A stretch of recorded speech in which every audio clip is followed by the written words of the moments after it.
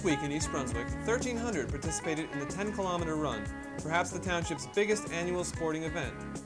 We'll meet one of its organizers and talk to the first-place finisher. In other stories this week, we'll visit the newest township recycling center, dedicated this past Saturday. Chris Shirley's restaurant guide will visit Fat Eddie's Groaning Board to see how their most popular platter is made. Sharon Karmazin will be in the studio with Charles Weiss and Edward Weidler, coaches for the St. Bart's Buffaloes, to discuss some big games in Pop Warner football this month. This week's Consumer Aware with Adrian Eisner will focus on consumer fraud. And finally, a quick look at Tuesday's Township Council action meeting. Now let's go straight to our coverage of East Brunswick's 10K run. All runners set.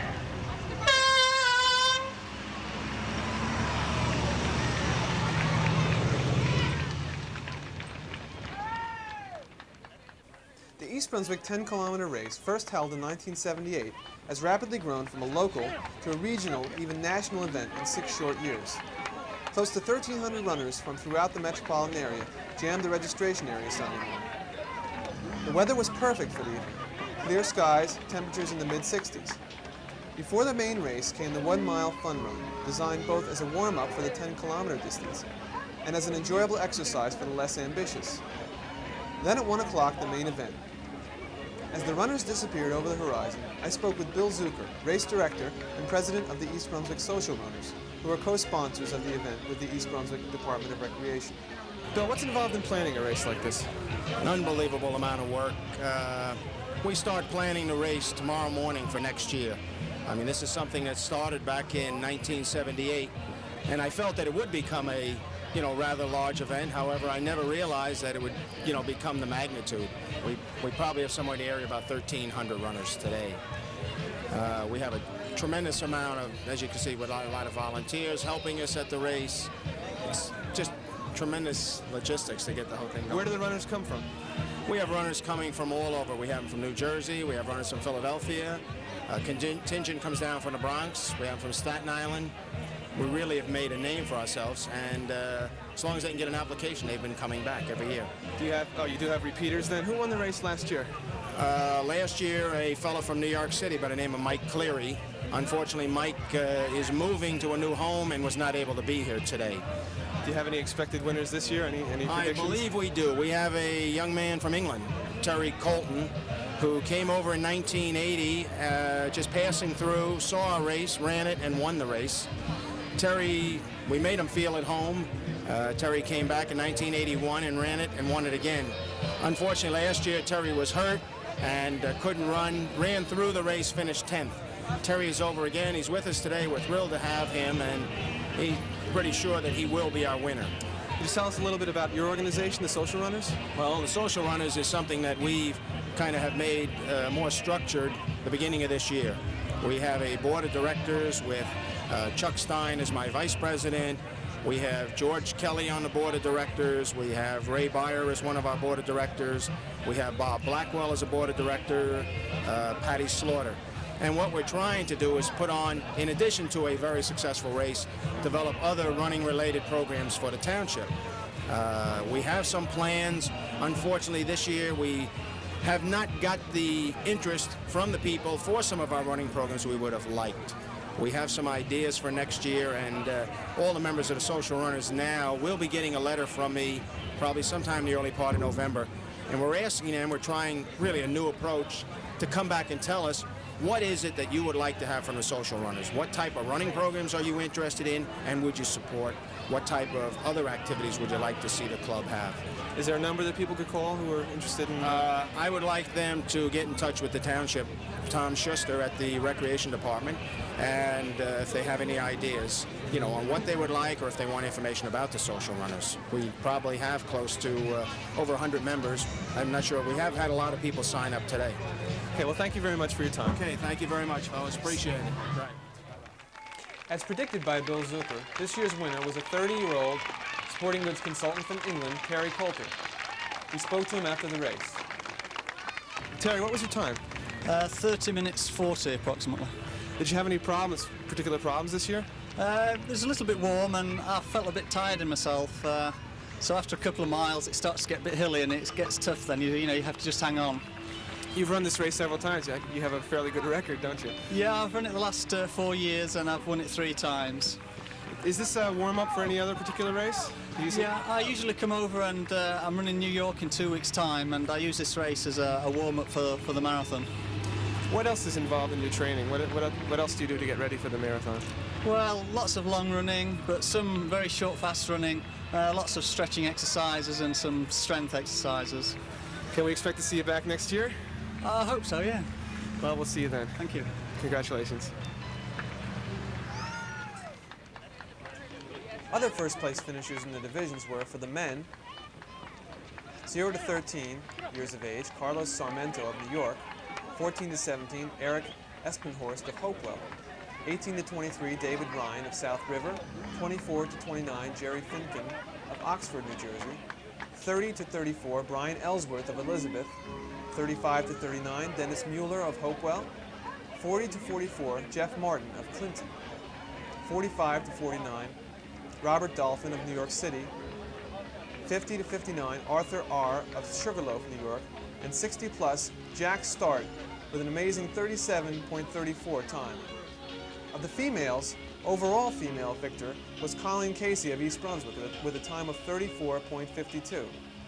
Other females, lower than 13 years of age, Emily Lane of Piscataway; 14 to 17, Linda Sweeney of East Windsor; 18 to 23, Janice Chiavacchi of Parlin; 24 to 29, Fairfax Hutter of Princeton; 30 to 34, Cheryl Berger of Yardley; 34 to 39, Susan Weisbrod of North Brunswick; 40 to 44, Lucinda Brenkowski of Princeton; 45 to 49, Lisa Praskins of Staten Island; and 50 to 59, Betty Finneran of East Brunswick. The Mayor's Trophy winners, residents of East Brunswick, were, for the men, Michael Andre with a time of 36.51, 43 years old, and soon to compete in the triathlon in Hawaii. He placed 66th. And for the women, Amy Krieger, 24 years old, with a time of 43.31. Our congratulations to all. Now let's take a look at the new recycling center in East Brunswick. The Route 18 Transportation Center parking lot is the site of the new recycling depot in East Brunswick. It was dedicated this past Saturday. Township Council President Jerry Weber was on hand and said a few words about the recycling committee and the new facility. Said it makes economic sense to do this because the cost of putting garbage, municipal garbage, into the landfill is escalating every day. The more that we can pull out of that waste stream and keep from the landfill, the cheaper our taxes are going to be. It also makes environmental sense because it prolongs the life of landfills, which are rapidly becoming more and more full, and it's harder and harder to find places to site new landfills. And it preserves the basically unrenewable sources that we have. And it's really a splendid thing that the Recycling Committee is doing. I view this as just one small first step, and I know that the committee does also. I know that you have plans for even bigger and greater things, and I hope that they're all successful as your first step has been. And so congratulations to all of you, and keep up the hard work. Kirsten Downs, winner of the recycling slogan contest with Conserve to Preserve East Brunswick, was presented with a $200 savings bond. Later, Kirsten performed the ribbon cutting, officially dedicating the facility. Ed Joplinowski, coordinator of the Rutgers Recycling Program, explains the how and why of recycling. This recycling center here in East Brunswick represents the 6th township we'll serve. We have 25 recycling centers in New Brunswick, Piscataway, Edison, Highland Park, and Franklin Township, and now we're serving East Brunswick. And this particular center, residents of East Brunswick can recycle glass, clear brown and green, jars and bottles, and newspaper. And the newspaper that's recycled here will most likely be shipped up to Garfield, New Jersey, where it'll be made right into brand new newsprint. And therefore, after that's read, you can recycle that over and over again. And the glass, for instance, will be collected here in the 55-gallon drums. We ask that the people remove the lids, the metal lids and rings. And this glass will crushed up, brought up to Carteret, will be melted down and made into brand new glass. So therefore, if you buy glass in the supermarket here, most likely it already is made of some percentage of recycled glass. And the benefits of recycling, there are many benefits. Some of the important ones right now are savings in disposal fees. Instead of paying $15 a ton to throw something away, I can sell it for $25 a ton. So you can see the difference there. Also, it saves raw materials such as newspaper. For every ton of newspaper you recycle, you save 17 trees going into the production of newsprint.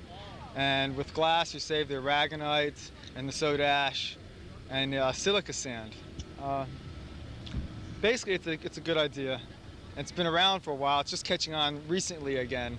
We're going from a throwaway society now, hopefully back to a society that will reuse its resources. Again, the new recycling center is located at the Transportation Center on Route 18. It's a drop-off point for newspaper and glass. For all glass, please separate colors, remove rings and caps. The newspaper drop-off is for newspapers only, and they must be bundled. For further information, please call 932-9768.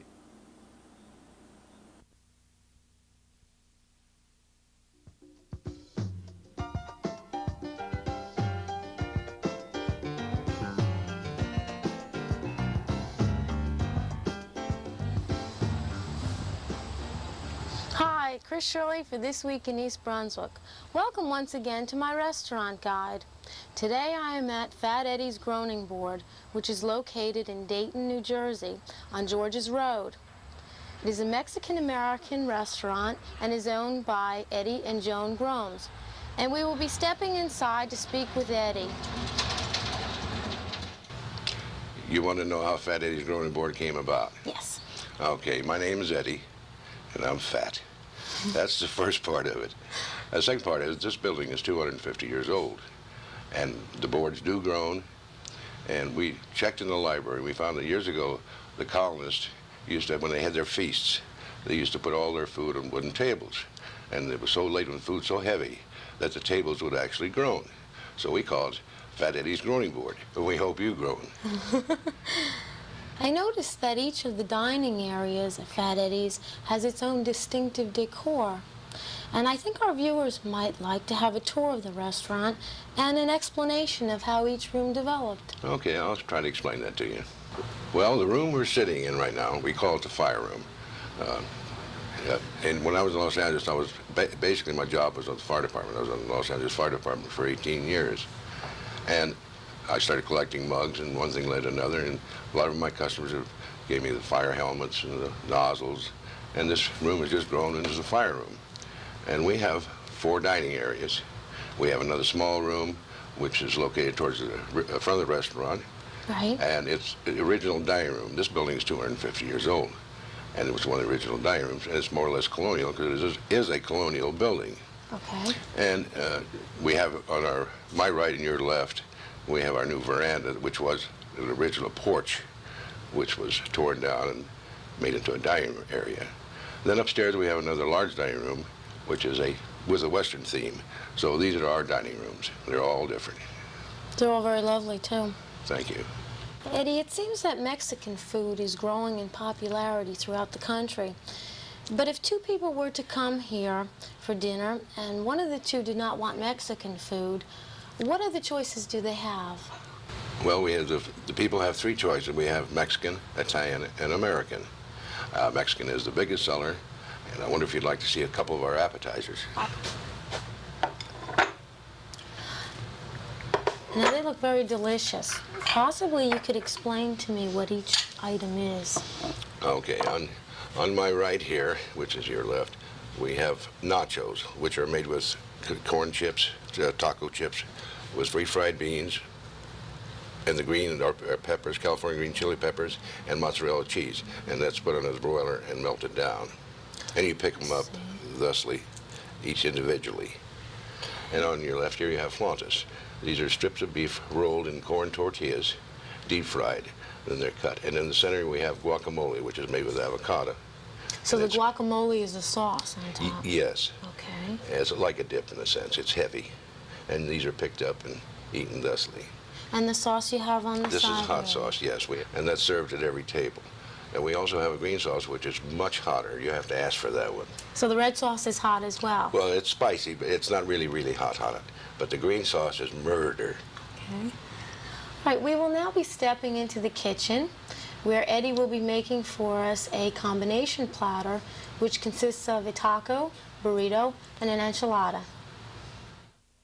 Right here, we're going to make an M1, which is an enchilada, burrito, and a taco with refried beans and rice. This is a fresh-o-matic, which steams. I'm going to make the burrito first. It's made with a flour tortilla, which has beans and meat in it.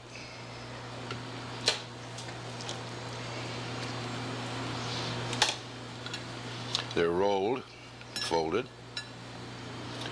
Now I'll take a corn tortilla, steam it.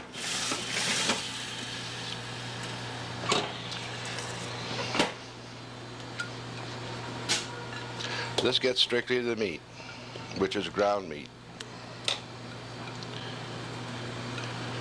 Now I'll put some refried beans.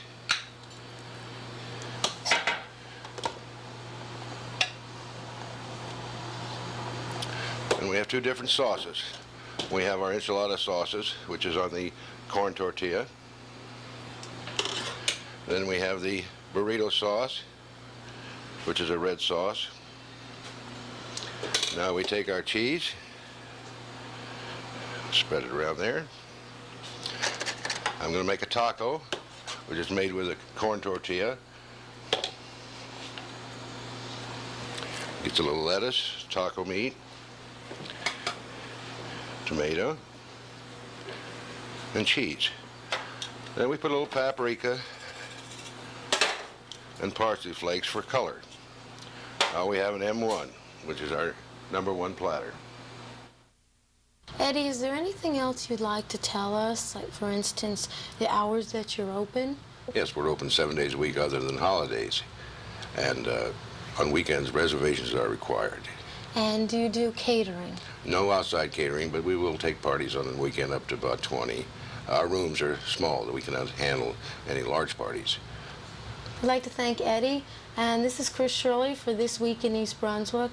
And until next time in 2 weeks, good dining. Channel 8's been covering the controversy over the proposed Edgeboro Resource Recovery Plan for more than a year now. In November, the township will be voting on a non-binding referendum concerning the plan.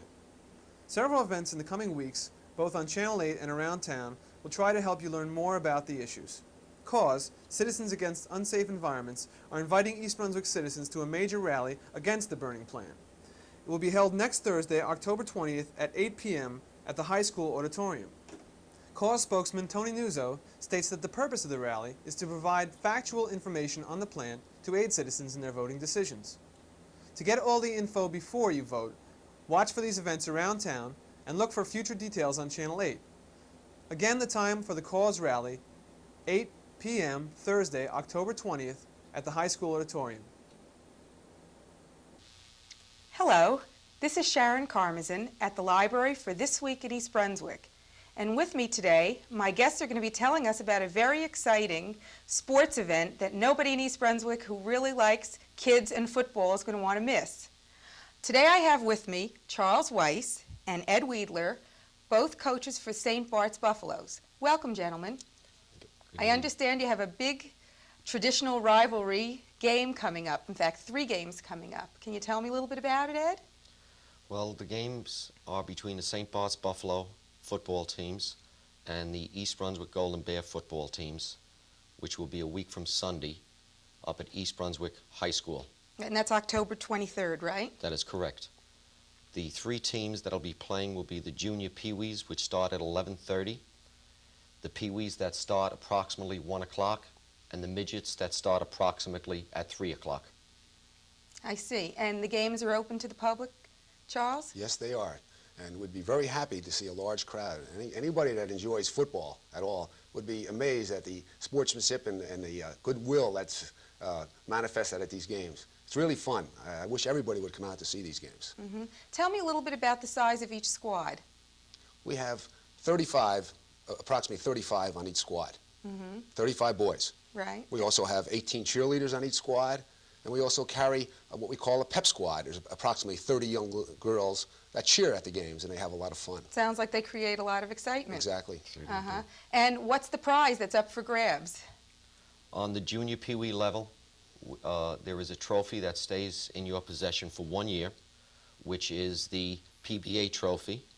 On the Pee Wees, it's the Mayor's Council trophy, and on the midget level, it's the Mayor's trophy. And those go back and forth. Who's got the trophies now?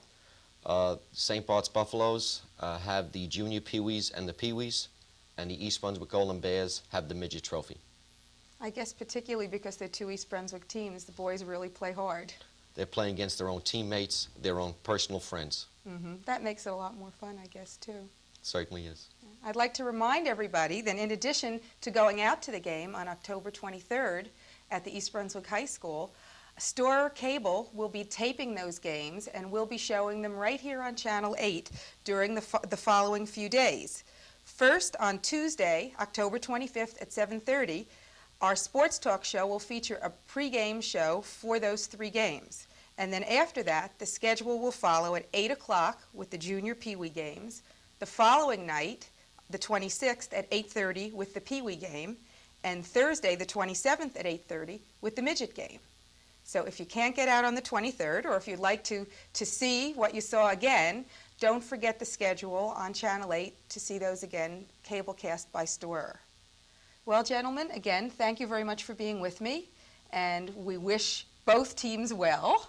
May the better boys win. Have a lot of fun. This is Sharon Karmazin, again for East Brunswick, This Week in East Brunswick, live at the library. Until next time.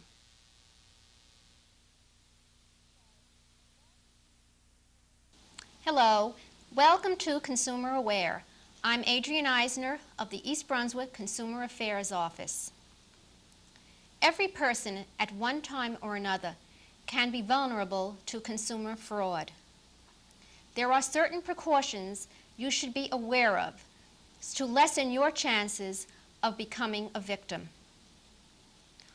Always be suspicious of a deal that seems too good to be true. It usually is. Never allow someone into your home without properly identifying them. They should present identification, which can be checked while they wait outside. For home improvements, be sure you have a written contract that spells out in detail the work to be done, the materials, the name, address, and telephone number of the contractor, the total amount to be paid, including any finance charges that are available. And be sure that you have the starting and completion dates. Read and reread any contract before you sign. If possible, ask someone with some legal knowledge to explain any terms you do not understand. But do not sign until you understand all the language and its implications. Never pay for any service rendered until you or someone you trust has carefully inspected the job. Never pay in advance. And when you do pay, don't pay in cash. Always pay for a major service or product by check or money order so that you can maintain a record of your payment. Remember, too, that you have 3 working days to cancel any transaction which occurs in your home. Take your time. Too often, if a salesperson tries to pressure you into an immediate agreement, there's a hidden reason for it, so be wary. Don't settle for the first price you get. Shop around. Get at least 3 estimates for any work that you may be considering in your home for improvement or repair. Do your homework. Call us at the East Brunswick Consumer Affairs Office for any questions you may have before you sign a contract or hire someone. Also, you can call us to check on the record of any business. Check with a doctor before you start any weight reduction plans or any physically altering program. If after taking all these precautions, you still run into a problem, please call us. It is important that we hear your complaint and try to help you. It will be of assistance to you as well as other consumers.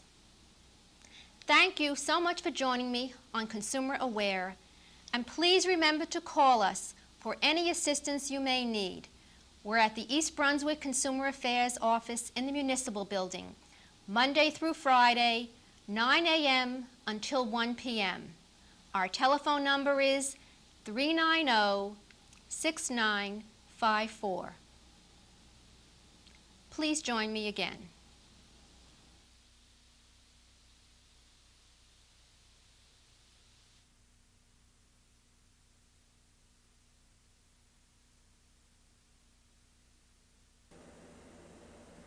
At this week's Township Council meeting, members passed a resolution authorizing purchase of equipment from the Brookview Fire Company.